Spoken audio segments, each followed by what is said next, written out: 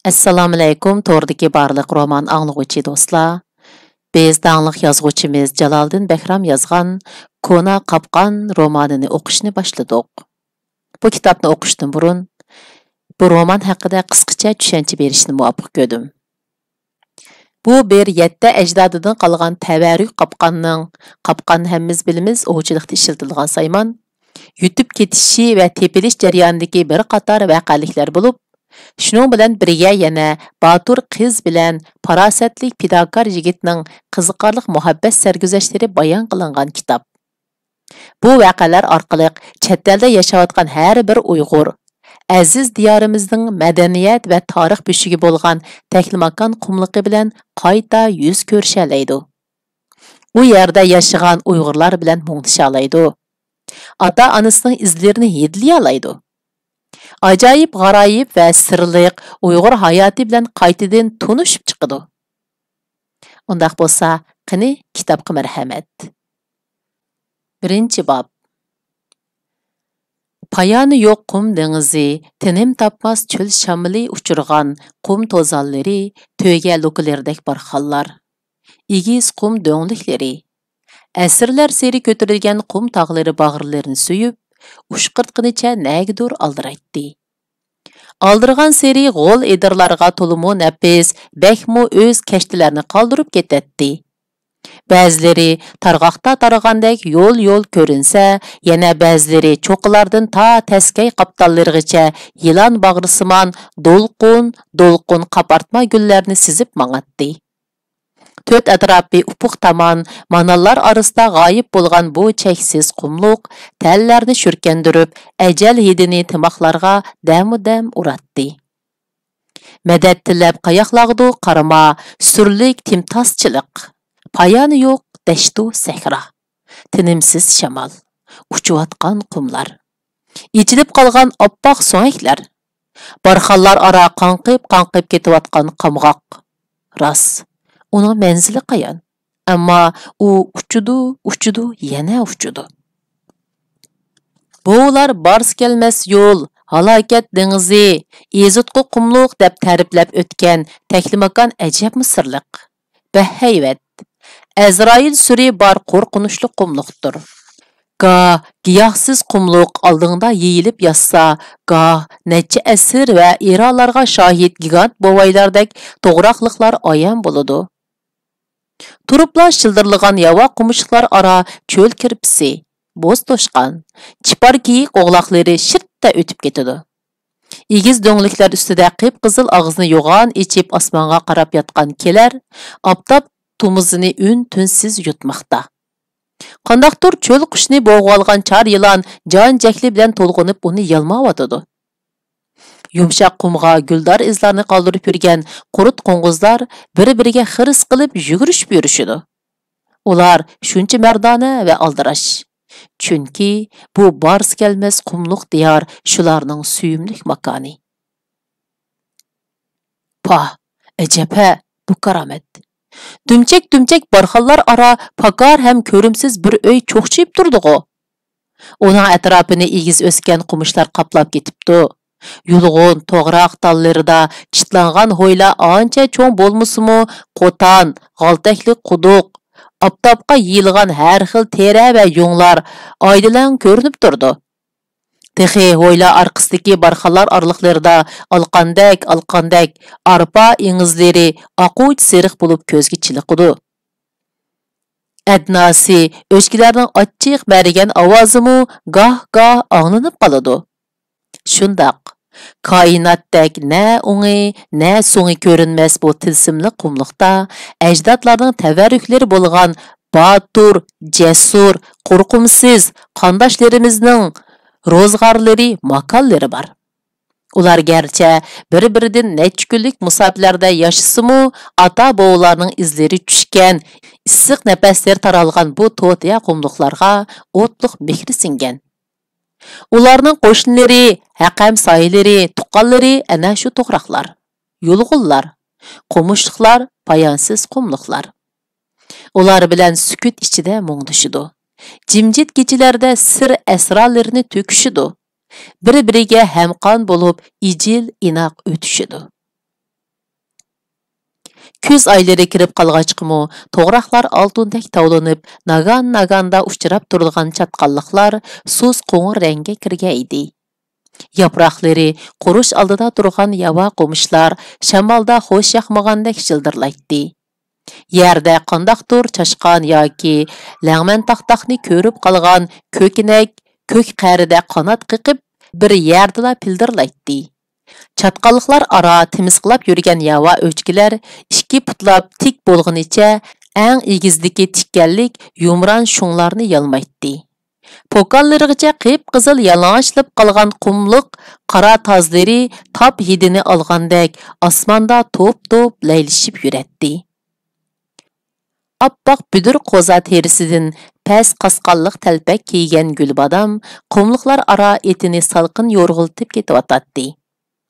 Uning cho'l shamollari qizartib atgan arpa ko'mchidek yumaloq yuzi, chekilariga tortilgan tüp-tüz to'm qora qoshlari, nayzidek uzun kirpiklari, qarchig'ininkidek o'tliq ko'zlari, bir jup qizil marjonni asıltadigan to'maloq lavlari, Haya və iffət ilinjab turğan chehri latafetidan onun qumluq qizi ikkanligi bilinib turadi.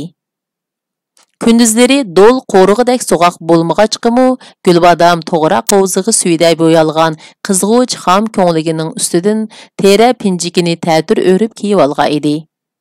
Pes mo'yluq oppoq tera pinjak ustidan bog'langan ko'k pistonliq tasma belbog', belbog'dan esilib turgan chaqqangina g'ilopliq pichoq, yarishimliq oq talpak uni palvon yigitlarga o'xshatib qo'ygan bo'lsa, belboqqa qistirib olgan qop-qora bir o'rim chechi, qunduzdek chochlarga chekilgan oq tanga ham qizil ko'k marvoyitlar, shundoqla amdila ko'tarilgan bir jup ko'ksi, chiroyiga mujassamlangan hayo va noz istig'nolar uning bo'yiga yetgan soyib jamolligidan derak berib turadi. Çöl qizi Gulbadamning tanga gullik bo'z eti to'yaqlardan qumlarni chachirtib ketavatadi. U pat-pat pushqurib qo'yib, tik davollarga yamassa, hayal o'tmay past jilg'ilarda yo'rg'ilaydi. Gulbadam etini qashqa yulduz deb atashni yaxshi ko'radi. Chunki bo'z atning manglayidimi düp-tugilak qo'ng'ir rang qashqisi bor edi. Bulubmu to'rt to'yiqining qapqara yaltirab turishi, uning uchisidagi tanga gullarga to'limu moslashgan bo'lib, yoyli oppoq edi. Gulbadam engishib turib otning yoyli ostiga qo'lini tiqib silab baqqan edi, ochiq tar hidi dimiqiga urilib, qo'limi issiq targa chilashdi. Gerçi ko'z oylari kirib qolgan bo'lsa-mu, quyosh o'rlagan hamon ozg'ina haroratni sumirib turadigan qumliqlar birdamdila illib qizib ketadi. O'zidan issiq o't tarqitib, qumliqdagi jimi hayotliqlarni jonlantirib etadi. Gulbadam qo'lini ko'zga soyibon qilib, tik ko'tarilgan quyoshga qaradi. Chinqichush bula bo'lmayla bepoyon jazira qizishga boshlagan edi. Cho'l qizi etini beqindab devittida jidallab yurib ketdi. Gulbadam mushu sahroyi qumliqda tug'ilib, balaliq, o'smirlik chaqlarini usatdi. Mana əmdi rəsidilik bo'sig'lariga qadam oldi. U kichigidan tartibla o'qiya tartib, o miltig'i etib, cho'moq bilan yovvoyi hayvonlarni ovlab cho'ng bo'ldi. Uning 22 yoshga oz kam bir qarna umri buvisi Abdulla bovay bilan birga o'tdi. Abdulla navrisiga kichigidan boshlabla islom mezonlarini o'gitibla qolmay, boturlik, jasurlik, g'urur, vijdon, odamiylik, Xudodan boshqasin qo'rqmaslik degandek hikoya va rivoyatlarni so'zlab, qizning yuragiga chin insonlik va halollik urug'larini chashdi. 4 kundan beri betob bo'lib yetib qolgan Abdulla bovay bugun sahardala Gulbadamga: "Bolam, qaqshashliqdagi hiliqi yiqilgan to'g'roq tuyiga qopqon qurib qo'ygan edim. Birər hayvan tushgan bo'lsa, qopqondan bo'shnolmay harom bo'lib qolmasin. Darhol berib kelsizlar qandoq?" dedi. "Bo'ladi bova, ammo..." Gulbadam tingirqab qoldi. "O'zlari yolg'iz qolsalar?" "Xavotirlanmasizlar, bolam. Men hozir xeyla yaxshi bo'lib qoldim." Qaqshalliq deb atildigan to'g'raq o'rmonligiga yetib kelgan Gulbadam etini yetilab yiqilgan to'g'raq tuyiga keldi. Biroq atrofdagi qum to'pilar tilg'angan bo'lib, na qopqon, na tushgan hayvon ko'rinmaydi. Odatdagi qopqonlar qum ostiga ko'milib, biror yerga bekitilmaydi. Uningga tushib qolgan hayvon qopqonni so'rab nalarga ilib ketib, holidan ketgandila yiqilib yetib qoladi. Lekin bu temir qopqon kiyik, bo'g'a jarallarning mangar yo'liga qurilib, chanmug'ida ko'milgandan keyin qum ostiga qo'zi qiqib, bir necha g'olach, arg'amcha yoki zanjirda bog'lab qo'yiladi. Agar cho'ngroq hayvon tushib jon achchig'ida qo'ziqni qumirvatdi degandimu, qumda so'rigan iz yoki qon dog'lari qolgan bo'ladi. Gulbadam bir necha kundan beri shamolda izlar ko'milib ketgan bo'lishi mumkin degan xiyolda etiga mendida atrofni kuzatishga boshladi.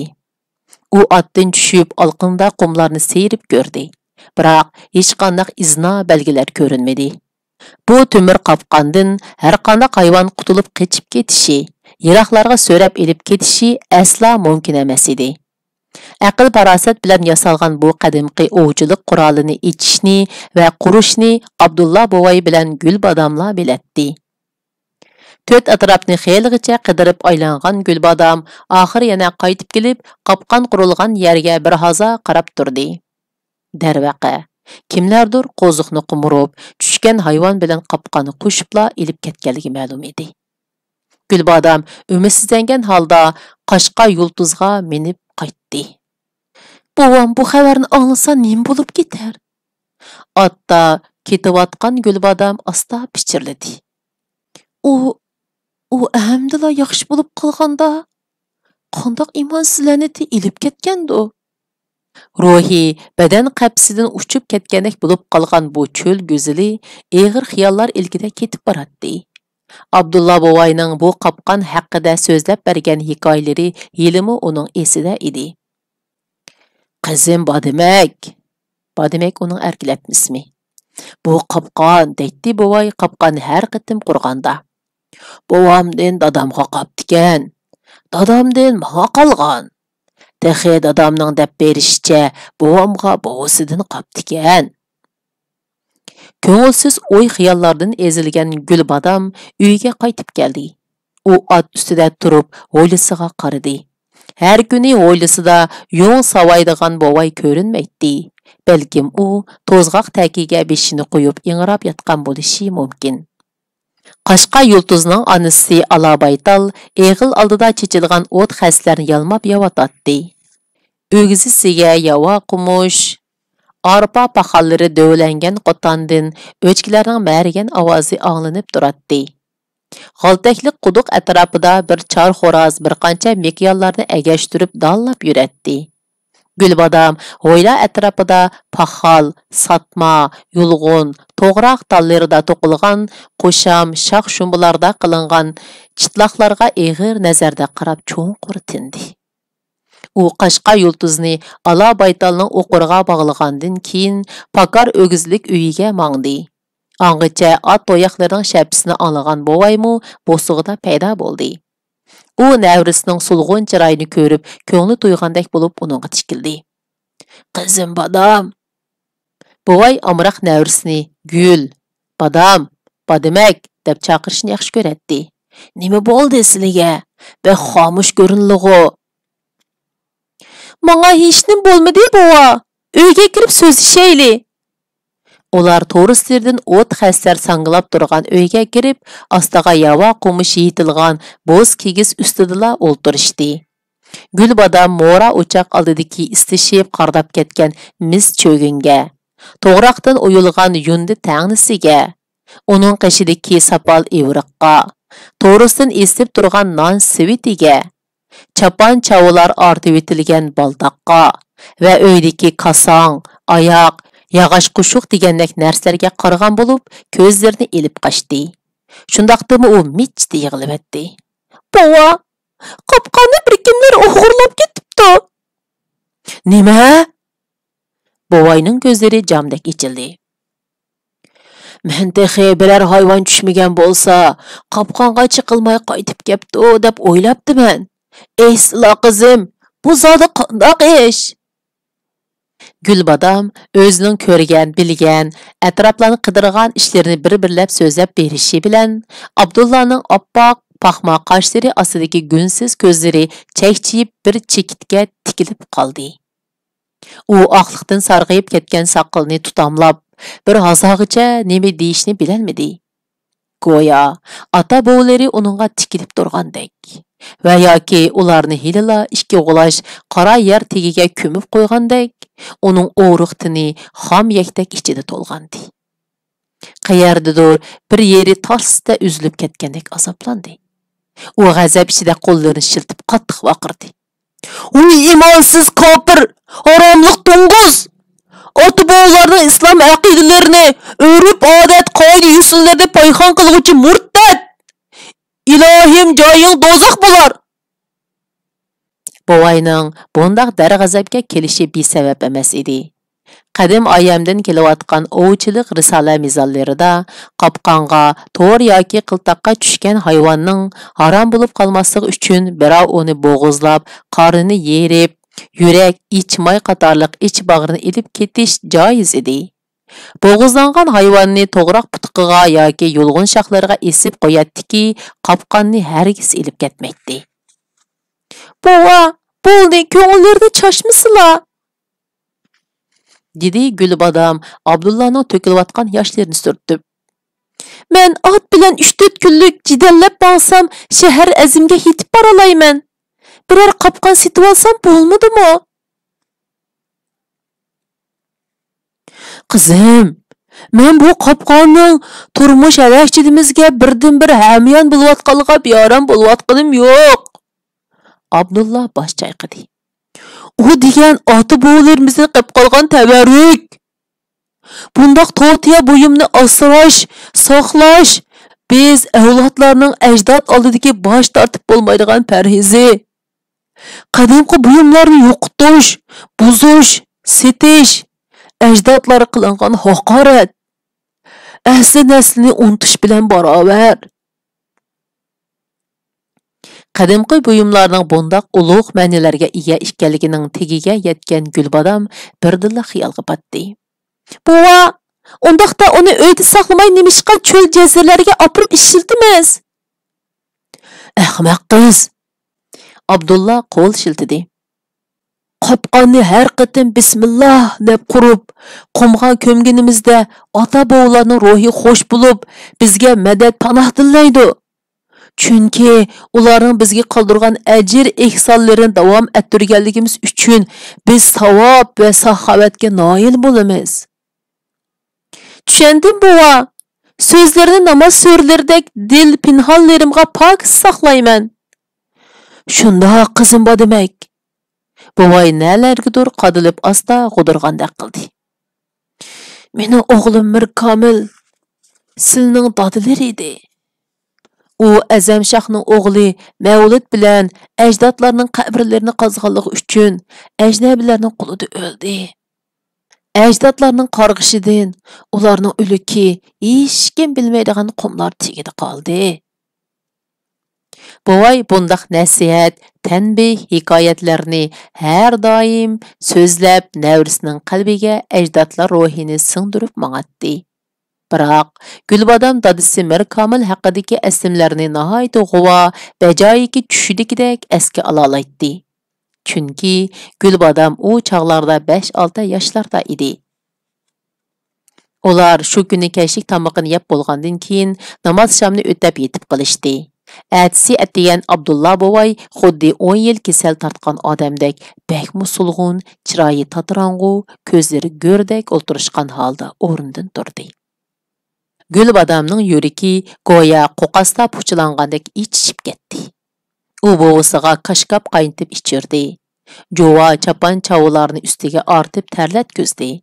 Biroq bovay 3-4 kun ichida toyoqdek o'ruqlab, qaytadilla o'rin tutib yetib qoldi. Uning hasrat alangilari yilinjab turgan chiroyidan, yo'shirin urishlaridan hali ham tavarruk qopqani unutolmayotganligi chiqib turadi.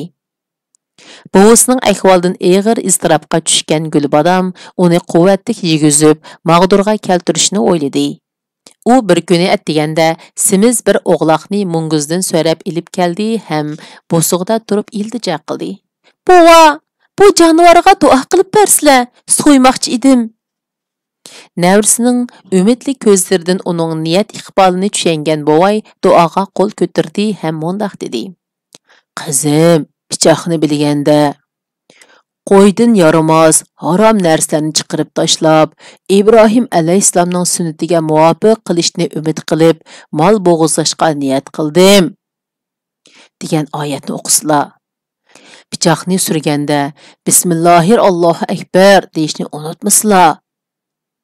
Buva, men birinchi qitim mol so'yayotgandek ezib ishtirib ketdilar-ku. Qiz pisingda kulib qo'ydi. Malni so'yganda, go'shtni kanarga asqanda, parchilganda o'qildigan oyatning hammasi esimda. Hatto beshimga talpak, uchamga silning to'llarini kiyib, belimga puti bog'lab, arancha yasnishni unutib qolmadim. Gulbodam bir haftagacha bovisiga go'sht yugizib, oq chamg'ur silingan cho'rpa ishtirib baqdi. Shundaqla, "Sizlar salla yaxshi bo'lib qolgandan keyin qopqonni na'dan bo'lsa tepib kelaman" deb ko'nglini tindirdi. Qopqon haqida qilingan ahdining xosiyatidanmi bovay 10 kundan oshganda sallamaza o'rnidan turdi. Taklimakan tabiati qallarida jush urib turgan, qo'rqimsiz, tamkin, kamso'z bu qumli qizi bir saharliki xurjunning bir peyiga arpa qo'noq to'ldirib, otning yemikini tayyorladi. Ondan xurjunning yana bir peyiga talqon, arpa ko'michi, qo'mashlarni qochiladi. Suv to'ldirilgan tulumni ot egrining orqasiga g'anjo'g'lab bog'ladi. Navrisining safarga atlanmoqchi bo'lganligidan xabari bor Abdulla uni saqlab o'ltiratdi. U navrisidan ancha ansirab qolmaydi. Chunki Gulbodam erkaklarga xos kuchtungur, chabdas, botur cho'ng bo'lg'aydi. U o'qya, miltiq etish, cho'moq cho'rib ovlash, hatto navbat kelsa "Menman" degan to'miqi qirloqliq nochilarni yonboshqa ilib yer chishiltib qo'ya oladi. Eng muhimi, u aql idrokliq bo'lib, har qanday ishga duch kelsa o'ylanib, pam bilan bir taraf qila oladi. Gulbodam ishdan ingishib kirib kelganida, bovay joy namozda uni saqlab o'ltiratdi. "Assalom bova, obdan turdilimikin?" "Alhamdulillah, shukr qizim." Bovay gilini qirib konini ro'sildida, "Ha, tayyorliqlari Siramjon topdimi? Xudo xolisa safar tayyorligini qilib bo'ldim." "Tegil, obdan bo'pti." Abdulla birdam tinib oldi. "Havo sovib ketyotidi. Qiliroq kiyinib olsizlar, ham u biltig'ini elib olsizlar. U sizlarga hamroh bo'lsa, yuraklari butun bo'ladi." "Xo'p, bova." "Oqshom deb bergan yo'l iznolari aslarida bormi?" "Bor. Oldi bilan Bo'yim mozoridan o'tib, qum davon jilg'isiga tushman. Ondan karvon yo'li orqali yuqorilab, paxta yo'lg'un jangalliqiga, shundoq-ku bova." Mana, xatlarida turmabdi emasmi? Abdullaning paxma qoshlari turildi. Paxta yo'lg'un jangalliqiga kirishdan burun, kuyuk to'g'ra qoptilidan o'tila. "To'g'ra, esimga keldi." Gulbodam qizirib ketdi. "Bo'ldi bova, tushundirmisizlar. Sizlar degan Turan o'tangni cho'qim topalayman." "Habballi, u yerda bir qancha o'lik odamlar bor. Azamshoh tekini asoli topalaylar. Yana uning oldida laqimini deb solmasizlar." "Yo'qsa bova, yashagan odamning tika degan laqimini deb yursam qolmashmas? O odam tushimdagidek esimda. To'g'ri, oldiga do'ng'oq, tik to'g'oq odam u." Abdulla chissiz og'zini yo'qon ichib kulib ketdi. Gulbodamning 6 yosh chaqlari bo'lsa kerak, kaka soqollari chorlashgan, vijikkina bir odam etining oldiga bir tekini artgan, ayoli Mahbuzxon 10 yoshlardagi navrisi Muzaffar bilan bir otqa mingan holda kelgan edi. Bovay momaylar biri-biri bilan quchoqlashib, bir hazo ko'z yeshi qilishdi. Ular Taklimakon qumlig'ida iz deraksiz o'lib ketgan o'g'illari Mavlid va Mir Komillarning 40 nazrsini Abdullohning uyida o'tkazgan edi. Qo'rilib qolgan xamakdek kichkina Azamsha oldiga ingishangui bo'lg'ini bilan o'ltirgan yeridan likkita turib ketadi. Uning bu siyoqi esida qolgan gul badamning o'xshitishi Abdullohni ixtiyorsiz kuldiribdi. Mana, o qerining taqturqi aslardikan, dedi Abdullah saqin silab turib. Sizlar uning navrisi Musaffar bilan 10 necha kun o'chki biqib, qumliqlarda yurganliklarini asga olamlar. Yo'qsu, u balaning chiroy shaklimi esimdan ko'tarilib ketibdi. Azam Shahning turalg'usi bo'lgan Turan o'tangdan soda karvonlari, asar atiqa yiqquchi ajnabilar, qadimgi buyumlarni yiqquchi elib satarlar o'tib turadi. Boyliq izdiguvchilar degan chiroyliq nom qo'yilgan kepan o'g'rilari, kona xarobalarni qezib, oltin, kumush izdiguvchilar yig'ib olgan narsa keraklarni ajnabiy makkar sodalarga arzon bahoda setib beradi. Ularning ko'plari Azamshahning chitlangan cho'ng qo'rusiga ot uloq to'gilarini bog'lashadi. O'zlari biror kecha qunub atsi saharda yo'llariga ravon bo'ladi. Shunga Azamshah kimning nima sotadiganligini, nimalarga almashtirilganligini biladi. Abdullah bovoy qopqon to'g'riliq Azamshahdan biror yeb uchiga ega bo'lish umidida navrisi Gulbadamni yo'lga silib qo'ydi. U Qashqa yulduzning to'yaqlaridan chachirgan qum to'zonlariga xeligacha qarab turdi. Endi tingsharmanlarga Jaloliddin Bahramning hayoti va uning yozgan kitoblar haqida bir tushuncha beray. Yozuvchi ham rassom Jaloliddin Bahram 1942-yil 8-oyning 16-kuni G'ulja shahrida hunarvand tikkuchi oilasida dunyoga kelgan. Jaloliddinning otasi Bahram usta hunarvand bo'lib qolmay, balki ili naqshlarini haqdodiga yetkazib aytadigan xalq naqshtisi edi. U ma'rifatparvar odam bo'lib, xo'sh pe'illik va chaqchaqchiligi bilan alohida ko'zga tashlanib turadi. Bahram o'g'li Jaloliddinga xalq cho'chaklari va dostonlarini cho'nqur hissiyot bilan so'zlab beradi. Shundaqla uningga har xil rasmlarni ko'rsatib, rassomlikning sehriy kuchini ta'riflaydi.